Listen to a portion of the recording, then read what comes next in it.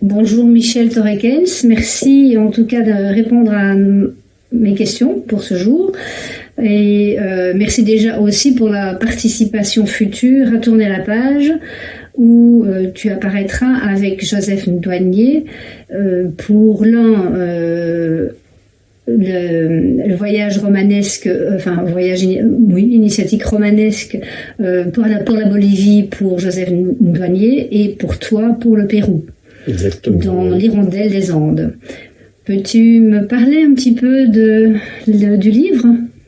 Alors, principalement, c'est une enquête familiale, menée par une fille qui part sur les traces de sa mère, qui est partie au Pérou comme infirmière coopérante, où elle va disparaître au Pérou. Donc ça, c'est l'argument. Et outre le fait que les deux personnages principaux sont des femmes, c'est aussi un livre qui rend hommage à toutes ces femmes qui se battent au Pérou face aux conditions socio-culturelles, économiques surtout, qui sont compliquées pour ces femmes et que j'ai par ailleurs eu l'occasion de rencontrer et qui faisaient preuve d'un courage, je trouve, incroyable pour pouvoir élever leurs enfants, mais aussi dynamiser la communauté dans laquelle elles vivaient. Je vais poser maintenant quelques petites questions déjà posées à Philippe Rémy Wilquin et à Joseph Douanier. Préférez-vous des commandes ou favorises-tu tes inspirations ? Alors, des commandes, je n'en ai connu qu'une, pour le recueil de nouvelles Belgiques, publié par les éditions Caire, qui sollicite chaque fois un écrivain belge pour un recueil de nouvelles autour précisément de ce thème Belgique avec un S. Il se fait que j'avais déjà fort développé ce thème-là par ailleurs dans d'autres nouvelles, à travers la revue Marginale. J'imagine que c'est ce qui a amené l'éditeur vers moi. Et donc, je retrouvais un terrain de connaissance. Mais clairement, je pense que je préfère partir d'idées personnelles. Je pense que la toute grosse majorité, d'ailleurs, des écrivains préfèrent partir d'une émotion, d'une interrogation, d'une préoccupation qui leur est personnelle, en leur donnant une dimension fictive et ou autobiographique éventuellement, même si ce n'est pas mon cas, et de l'extrapoler au maximum, d'investiguer au maximum. Mais voilà, il faut jamais fermer les portes. Si je devais recevoir d'autres commandes, je l'analyserais et en fonction de d'abord ma possibilité à répondre à la demande et ensuite de mon intérêt pour le sujet. Lorsqu'on passe à l'écriture, est-ce que tu es plutôt influencé par le quotidien et ton humeur ou d'autres facteurs gèrent l'élan de l'écriture ? Alors pour l'écriture de fiction, parce que parallèlement à cela, j'écris pour le journalisme, et donc ça prend beaucoup. Parfois j'ai l'impression que je ne sors pas de l'écriture. En tout cas pour la fiction, j'ai besoin de la vie autour de moi. C'est clairement ça qui m'inspire. Et donc les rares fois où je me suis isolé pour écrire, ça a parfois été des moments de grande solitude, de grandes interrogations, la fameuse page blanche, mais qui pouvait devenir plus qu'une page en l'occurrence. Et donc j'ai besoin d'être stimulé par le monde autour de moi, que ce soit à travers mes trajets en train quotidiens, que ce soit en étant dans un café, que ce soit en me promenant à l'occasion de vacances ou d'un petit voyage. Le principal sujet d'inspiration, c'est cela, et même de moteur dans l'écriture. J'ai des amis écrivains qui ont besoin de marcher, par exemple, pour écrire. Je pense que ça marcherait pas mal aussi avec moi, c'est le cas de le dire. Mais voilà, je ne suis pas un grand marcheur. Et alors après, il y a toute la phase travail, où là, on est automatiquement assis face à sa feuille de papier, et je me rends compte que quand même écrire à la main me convient à l'ordinateur, c'est parfois un peu rapide, et le fait d'écrire à la main, ça offre une temporalité à l'écriture qui laisse le temps aux mots de se mettre en place. Sais-tu que dans cette réponse, tu as répondu à 2 autres de mes prochaines questions?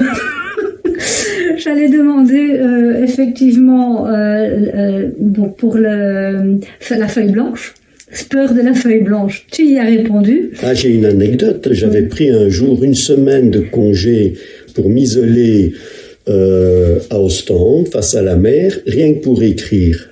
Et ça a été horrible parce que ça n'a pas été une page blanche, ça a été une semaine blanche où quasi rien n'est venu.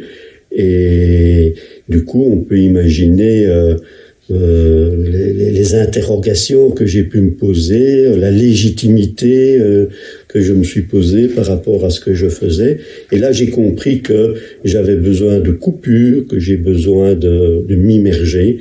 Donc oui, la page blanche, je sais ce que c'est. Et alors, c'est parfois pas la page blanche, mais c'est la page ratée.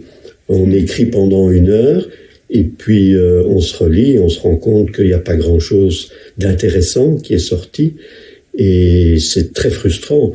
Et donc quand les gens demandent, c'est peut-être une des prochaines questions, quand les gens demandent si c'est un plaisir, oui, quand ça marche, mais quand ça ne marche pas, ça peut être douloureux. Hein. En tout cas, on a l'impression d'avoir perdu son temps, et ça prend du temps, l'écriture. Ça, tout un chacun peut imaginer que écrire un livre, ça ne se fait pas en 2 heures.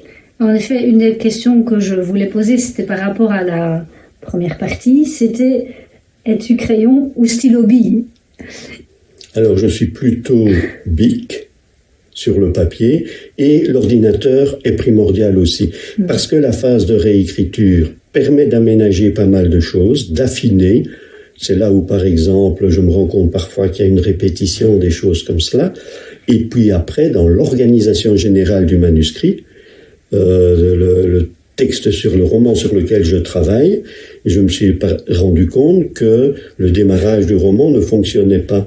Et j'ai été rechercher une scène qui apparaissait plus loin, et le roman commence maintenant. C'est nettement plus facile à aménager avec un ordinateur. Et alors, il y a tout le travail de correction qui, ça, de mon point de vue, est un vrai plaisir. Cette phase de correction, quand on a tout le texte, qu'on est déjà d'une certaine façon arrivé au bout de son projet, toute cette phase d'affinement, moi, j'y prends beaucoup de plaisir. Dans la phase observation, y a-t-il des notes qui sont prises sur les carnets? J'allais dire non, mais en fait oui, parce que j'ai toujours un carnet sur moi, mais ça reste des choses très très minimes, ponctuelles. Mais à partir du moment où on utilise l'ordinateur, il y a les avantages que tu viens de citer, mais un gros inconvénient, c'est de justement, si tout est perdu, puisque c'est de l'électronique, il n'y a plus de traces, ce qui n'est pas le cas de carnet ou d'inscription manuelle. Tu n'as pas peur Alors, je n'en ai pas peur, mais je suis romaniste de formation, et donc, dans le cadre de mes cours, on nous apprenait à travailler, entre autres, sur des originaux, des manuscrits, y compris des lettres d'écrivains. Évidemment, tout ça a disparu, mais tout ça concernait des auteurs prestigieux. Ici, je sauvegarde malgré tout sur papier, parce que j'imprime quasi systématiquement ce que j'ai écrit. Oui, il y a des manuscrits célèbres qui ont été perdus et que les écrits qui ont été retrouvés des années après.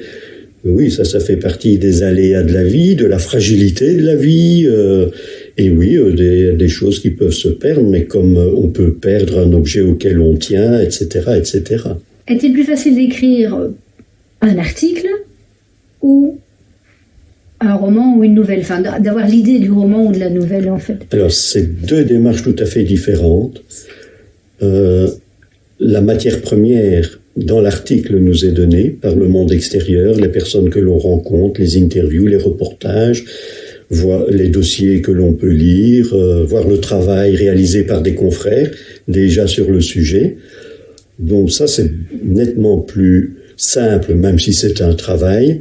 Par contre, comme je l'ai dit, l'inspiration, quand il s'agit d'une fiction, elle n'est pas nécessairement automatique, mais on est seul maître à bord dans la fiction.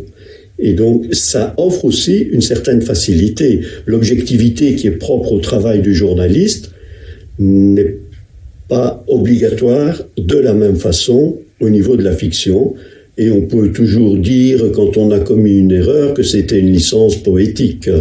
Même si, par exemple, en ce qui concerne l'Hirondelle des Andes, qui est un voyage au Pérou, j'ai quand même veillé à être raccord avec une certaine réalité, celle des gens qui vivent là-bas, et je pense que j'aurais eu du mal à écrire ce roman sans être allé sur le terrain.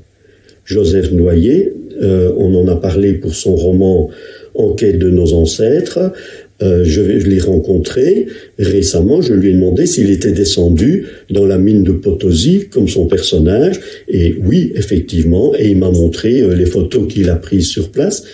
C'est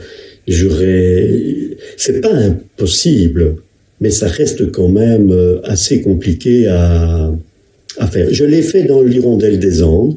Je parle d'un cimetière que j'ai découvert sur les réseaux Internet. Et donc, je ne l'ai pas visité. C'était à Cerro de Pasco. C'est tout des columbariums. C'est très impressionnant comme cimetière, avec en plus les cerros, les montagnes à l'arrière, comme décor. Et là, je me suis immergé dans des vidéos, parce qu'il y en a plein sur ce cimetière. Voilà, ça c'est ce que permettent les réalités du monde d'aujourd'hui, les réseaux sociaux, les plateformes.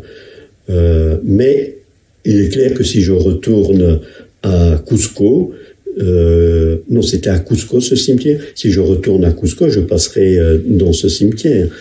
Mais donc c'est pas impossible. Je pense que tous les romanciers ne sont pas nécessairement passés par les lieux qu'ils décrivent, et sans compter les lieux que l'on invente. Donc, on recherche toujours l'identité, l'humain dans les écrits. Est-ce pour ta personnalité ou pour simplement communiquer et transmettre? Ça part d'abord de mes interrogations. Le monde nous sollicite tout le temps, et de plus en plus, puisqu'on a de plus en plus accès aux réalités du monde, proches ou lointains. Et donc, ça part d'abord d'interrogations. Et puis, oui, tu as cité le mot identité, ça nous ramène à nous-mêmes. Et pour le lecteur, ce que j'espère, c'est de lui offrir un miroir. Il lui fait son chemin avec ce qu'il découvre dans ce miroir. Des questions que j'aborde dans mes textes vont lui parler ou pas, bien évidemment. Et j'espère que la mise en texte, la mise en scène de ce qui est raconté va suffisamment l'intéresser pour qu'il fasse son chemin avec ce que je propose. Un grand merci Michel pour cette interview. Ce sera avec plaisir que tu seras attendu à Tourner la page. Je découvrirai avec plaisir Tourner la page. Je connais Tournai. J'ai eu l'occasion de découvrir la librairie Chantelivre, mais voilà, je vais découvrir ce salon dont j'ai déjà entendu beaucoup de bien, et notamment déjà trouver ce titre pour un journaliste, c'est magnifique, Tourner la page. Merci beaucoup Michel.